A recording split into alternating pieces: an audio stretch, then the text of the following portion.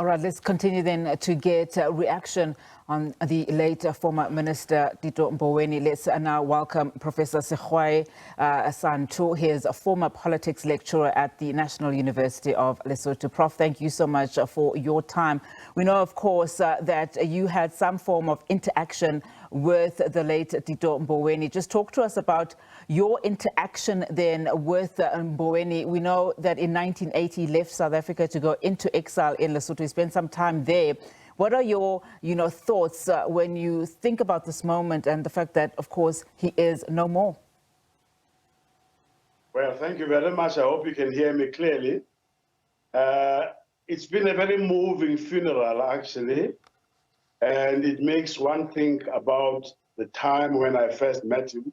I met him in 1983 after I came back from my postgraduate studies in the UK.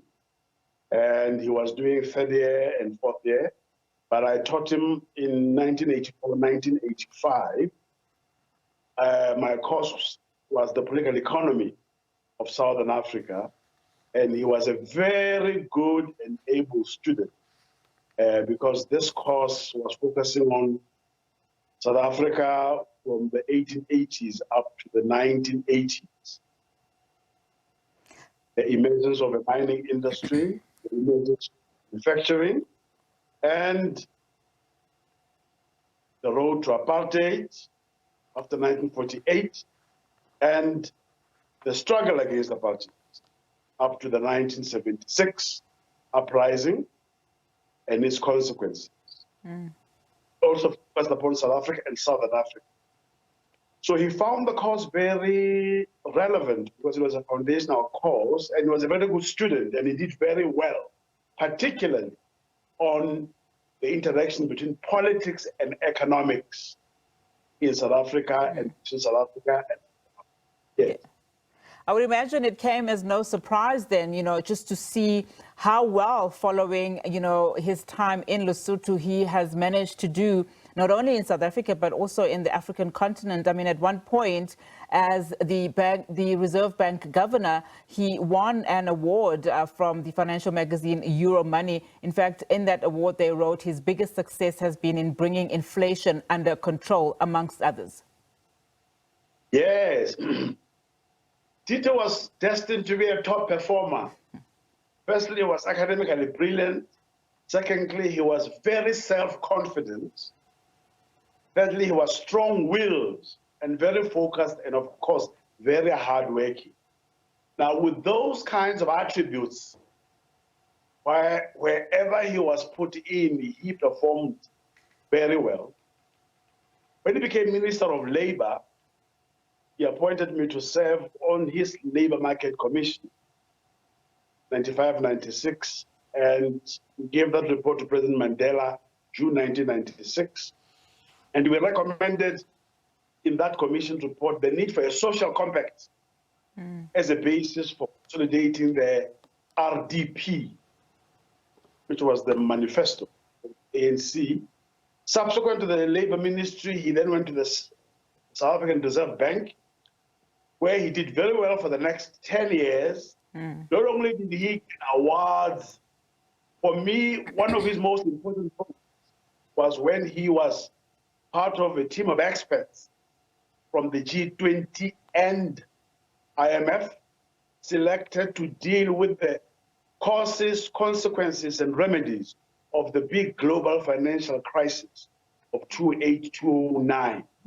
And they recommended the need for banks to stop reckless lending, to undergo stress tests, and to be much more careful in managing reserves and so on and so forth. So by that time, he was now universally acknowledged internationally as a leading banker. And just to talk about other, parts of his life, of course, he has spent time not only in Lesotho, but also in Mozambique and the United Kingdom, Zambia, Angola, Tanzania, Swaziland, and the USA. So he's always spoken about the fact that, he hates narrow nationalism and xenophobia. Just outside, of course, the economic space, I mean, what can we take out of the kind of life that he lived? Now, you are talking about a very important foundational phase of Tito's politics, principles, and values. Coming out of South Africa to Lesotho, he received a very strong grounding because the key ANC player in Lesotho was Comrade Chris Hani, and Tito fell under good hands there and got a good induction. So those politics of a broad nationalism against narrow nationalism, commitment to the Freedom Charter, and against xenophobia. Those are the values he picked up in Lesotho, in Zambia, and of course, later in his career, remember he served on the board of the African Center for Economic Transformation in Ghana, Accra. He was the founding chairperson of that board, and he served there for the next 8 years. And he was also part of President Paul Kagame of Rwanda's task team that was reviewing the organs and institutions of the African Union. And of course, later he also chaired the African Peace Fund Board. So you're talking about a Pan-Africanist, a progressive Pan-Africanist, and hence the issues that you're pointing about, the broad Pan-African outlook and against xenophobia.